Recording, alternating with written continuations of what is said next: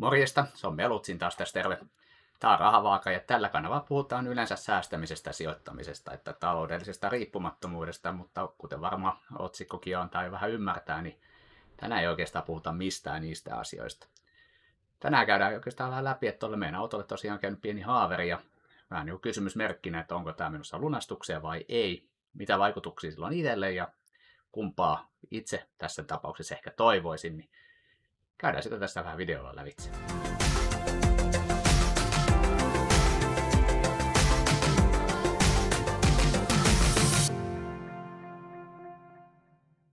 No niin, tässä tämä rellu nyt sitten olisi. Se on kokenut hieman kovia.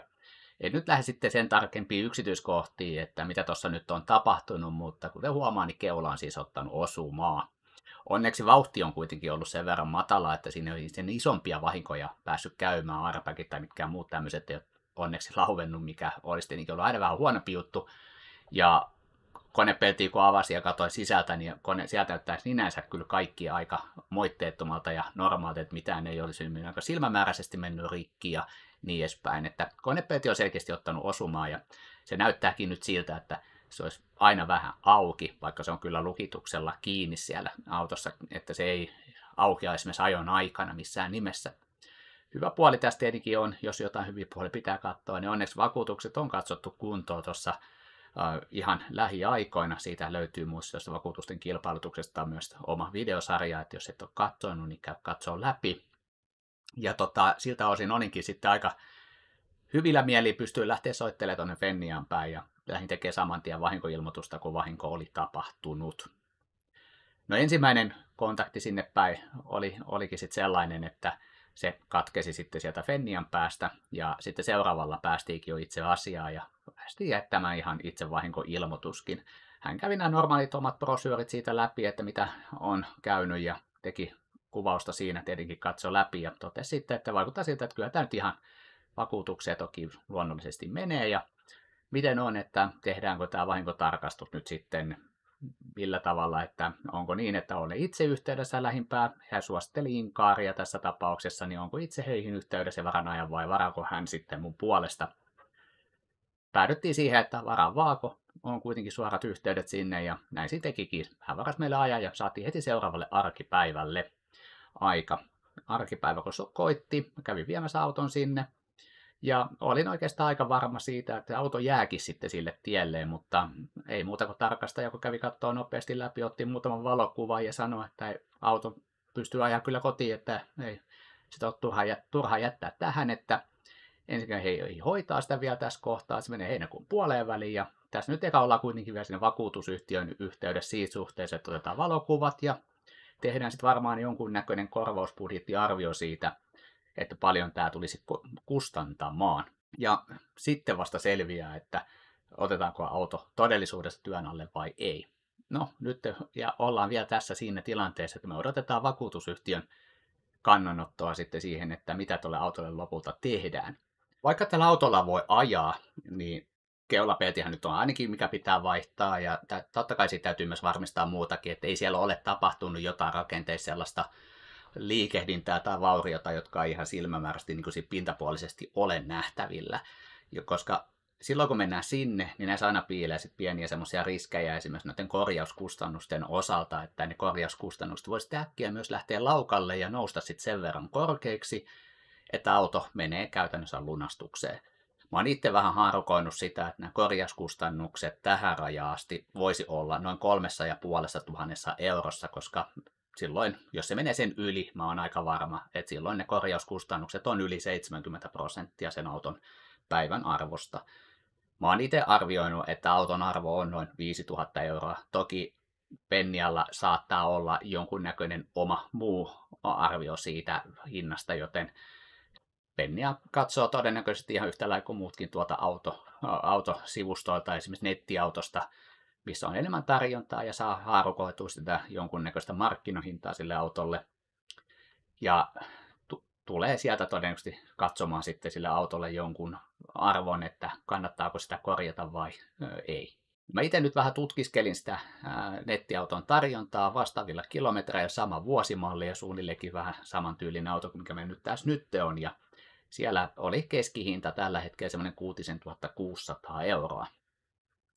No toki vakuutusyhtiö ei ole ehkä niin kauhean innoissaan maksamaan autoliikkeiden mitään katteita, joten he tulee tekemään todennäköisesti myös tuosta summasta jonkunnäköisen tämmöisen niin sanotun katevähennyksen siitä hinnasta, mikä sen auton hinta voisi olla. Ja siitä kautta mä uskon, että vähintäänkin siihen 5 tonniin menee, mutta se hinta voi olla jopa 5300 euroa. Että mä uskon, että jossain tuossa kohdassa sen auton oikea päivän arvo sitten liikkuu. Mikä tämä Inkarin rooli nyt sitten tässä koko prosessissa on, niin se tekee nyt tänä päivänä esimerkiksi tälle Fennialle tässä meidän tapauksessa, se tekee sen vahinkotarkastuksen. Eli aikaisemmin jos yhtiöillä, eli näillä vakuutusyhtiöillä oli omia vahinkotarkastajia, varmaan heillä niin kuin tietyissä lajeissa vielä onkin, myös varmaan näissä autoissakin, mutta nyt niin kuin enimmässä määrin, niin ne käyttää näitä, tässä tapauksessa muun muassa Autoklinikka tai Inkar, niin näiden palveluita siinä, että ne tekisivät sitten vakuutusyhtiön piikkiin jo valmiiksi tämän vahinkotarkastuksen. Eli käy sen auton läpi, ottaa valokuvat, tekee siitä sitten tarvittavat dokumentit ja luo sitten siitä semmoisen jonkunnäköisen korjausbudjetin, että minkä verran tämä korjaus sitten tulisi maksaa. Ja tämän jälkeen sitten se vakuutusyhtiö tekee sitten siellä omassa päässä, joku käy tämän läpi tämän kustannuslaskelman ja toteaa, että onko se sitten oikein tai onko se sitten väärin. Siitä sitten viilaavat, jos jotain puitteita on, niin viilaavat sen sitten Inkarin kanssa lävitse, että se saadaan sitten siihen jiiriin, mitä tämä vakuutusyhtiö sen korvauksessa on ajatellut olevan. Eli tänä päivänä niin nämä vauriokorjaamopaikat niin käytännössä toimivat myös siis vahinkotarkastajina. No tämähän onkin sitten iso kysymys, että meneekö lunastukseen vai ei. No rehellisesti sanottuna, jos mä itse tätä mietin, niin mä tietenkään en halua, että autoa menee lunastukseen. Ei siinä, että mä tykkään itse autoista ja jatkuvastihan varmaan potee tällaista kroonista autokuumetta. Mutta mä pyritään ajattelemaan kuitenkin sellainen niin kuin mahdollisimman järkevästi ja nimenomaan taloudelliselta kannalta, että mikä olisi semmoinen paras mahdollinen ratkaisu meidän perheelle. Koska nyt jos ajatellaan, että auto korjataan, niin me maksetaan tästä omavastuu 200 euroa ja mitä siihen olisi vielä tämän jälkeen tulossa sitten sen korjauksen jälkeen, niin olisi vuosihuolto, ja sinne oli jo varattu vuosihuolto, mutta toki tämän episodin tapauksessa niin se on nyt peruttu. Jos auto korjataan ja vuosihuolto tulee, niin se on noin about 400-500 euroa sitten vielä. Mutta sen jälkeen tässä autossa on kuitenkin jo tehty melkeinpä oikeastaan jo vähän kaikenlaista. Siinä on hiljattain vaihdettu etujouset että iskarit, joten mä sanoisin, että isot rempat on siis takana. Autohan on siis velaton, se on kulutukseltaan edullinen ja siinä on vetokoukku, mitä me kuitenkin tarvitaan säännöllisen epäsäännöllisesti, mutta kuitenkin sanotaan, että tarvitaan vuosittain joitain kertoja, kun vetokoukkuu kuitenkin. Niin se on sinänsä meidän tarpeisiin mahdollisimman niin kuin hyvä auto kuitenkin ollut. Se on kuukausibudjetiltaakin ollut semmoinen 350 per kuukausi, mikä on sisältäen itse asiassa oikeastaan ihan kaikki. Huollot, renkaat, vakuutukset, verot ynnä muuta. Tämä on oikeastaan se ajatusmalli, millä ollaan liikuttu, koska mä oon sitä vaurastumisen kultaista kaavaa tietenkin käyttänyt tässä mun omassa elämisessä että budjetoinnissa. Tästä vaurastumisen kultaisesta kaavasta löytyy ne omat videotkin täältä, niin jos ne on jäänyt katsomatta, niin käy katsomassa. Niin sen pohjaltahan tätä on niin kuin rakennettu. No mutta jos mennään sitten siihen tilanteeseen, että se auto lunastetaan, niin jos ajatellaan, että samanlaisen auton hankitaan, kun kävin tosiaan läpi, niin se maksaa noin 6600. Mikäli tuo hyvitys olisi se 5 tonnia, siitä lähtee oma vastuu pois, sitten jää 4800 euroa. Ja tämä tarkoittaa silloin sitä, että säästöistä pitäisi vielä riipasta semmoinen parisen tonnia, ja että päästäisiin siihen niin kuin tavallaan tähän tilanteeseen, mikä meillä on nyt. Ja totta kai rehellisyyden nimissä sitten taas, että onko järkeä meidän auto nyt 2016 vaihtaa toiseen 2016 vuosimallin autoon ja niin edespäin. Eli todennäköisesti tuossa kohtaa ehkä järkevämpää sitten olisi kuitenkin jo tehtävä se upgradeaus, eli päivittää sitä autoa pikkaisen tuorempaa ja uudempaa. Tällöinhän se hinta sitten taas nousisi tuonne noin 10 ja 20 000 euroa haitarille. Ja varsinkin jos siihen odotetaan, että siinä löytyy ne vetokoukut ja sitten kaikki muut ominaisuudet, mitä nyt sitten jo tyyli 2020-luvun jälkeisellä autolla ehkä odotetaan jo olevankin. Odotettavissa on se, että moottorikoko pikkasen nousisi. Se tarkoittaa käytännössä sitä, että kun auto on uudempi, moottorikoko vähän isompi ynnä muuta, todennäköisesti merkkikin on eri, niin olettaisiin, että vakuutukset maksaa enemmän, eli vakuutusmaksut nousee, verot nousee, Ja todennäköisesti polttoainekulutuskin kasvaisi jonkun verran. No meidän ajoilla polttoainekulutukselle ei sinänsä ole merkitystä, mutta joka tapauksessa se olisi meille todennäköisesti vähän kasvava kuluerä tuossa tapauksessa. Ja kuitenkin, vaikka se olisi meidän perheelle uusi auto, niin autohan olisi käytetty, joka ei siis taas omalta osaltaan takaa yhtään mitään, että se olisi yhtään millään tavalla huoltovapaampi kuin esimerkiksi vaikka tämä nykyinen. Tietenkin yksi vaihtoehto on, kun puhutaan sähköistymisen ajasta, että olisiko se sitten sähköauto. No sellaisia sähköautoja, että ensinnäkin niissä olisi edes koukku, niitä ei tuohon hintahaitariin kovin paljon löydy. Mutta jos katsoo vaikka auto, jolla on jonkunnäköinen vetomassa, mikä ehkä mahdollistaisi sitten sen koukun asentuksen jälkikäteen, niin niitä jonkun verran löytyy. Mutta se hintahaitari asettuu taas sinne 10 ja 20 haarukkaan, niin valikoima on pieni. Toki näitä ensimmäisiä volkkareita, jotka oli Golfin mallimerkinnällä, niin niitä tietenkin löytyy kyllä aika paljonkin, mutta en mä ehkä sitten itse sinänsä ole kauhean ehkä innoissaan siitä, koska se on kuitenkin rakennettu sen polttomoottori Golfin rungolle.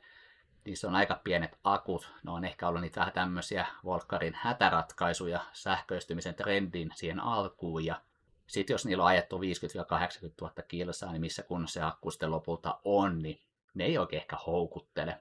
Sitten ehkä jos katsoo näitä, mitkä on tehty enemmänkin sähköautoksi, niin jolla löytyy vetomassaa, menee tuohon hintahaitariin maks 20 000, niin sitten on ehkä, ja sitten akussakin on jonkun verran kokoa. Meidän perheessä noin ehkä 50 kilowattia se pitäisi olla vähintään, niin sitten on joku MG-mallisto. Sinänsä varmaan ihan fiksu peli, mutta niitä ehkä saa nyt, mitä mä katsoin tuossa, niin 19 000, siihen sitten koukku about tonni päälle, niin ollaan siinä 20. No, tätä kautta kun se nyt lähtee miettimään, että päivitysrumpa olisikin yhtäkkiä sinne noin 20 000 euroa, niin kyllä se vaan järkevämpi toive ainakin itsellä on, että auto nyt korjataan ja meille sitten olisi edelleenkin käyttökustannuksiltaan edullinen rellu tuossa myös jatkossakin. No, katsotaan mitä sieltä tulee, kun saadaan vakuutusyhtiöt jonkunnäköinen päätös. Tätä tehdessä mitään päätöstä ei vielä ole tullut, joten ei me tiedä mitä siinä tapahtuu. Mitä tekisit mun tilanteessa? Valitsisitko lunastuksen, ottaisitko korjauksen? Jos menis lunastukseen, niin minkälaista autoa itse haaveilisit tilalle? Tai hankkisit? Haaveilla voi, mutta minkä hankkisit tilalle? Katsotaan ja odotetaan, mitä vakuutusyhtiö sanoo, miten tuo prosessi tuossa etenee. Tehdään siitä tarvittaessa myös sitten video tänne. Tältä erää, niin pistetään vanhat tutut jutut, niin pistä kanava tilaukseen, laita tykkäystä tulemaan. Melutsin kiittää ja kuittaa ja nähdään taas sitten seuraavalla videolla. Se ehkä jo mahdollisesti taas käsittelee sitä säästämistä ja sijoittamista. Se on morjes.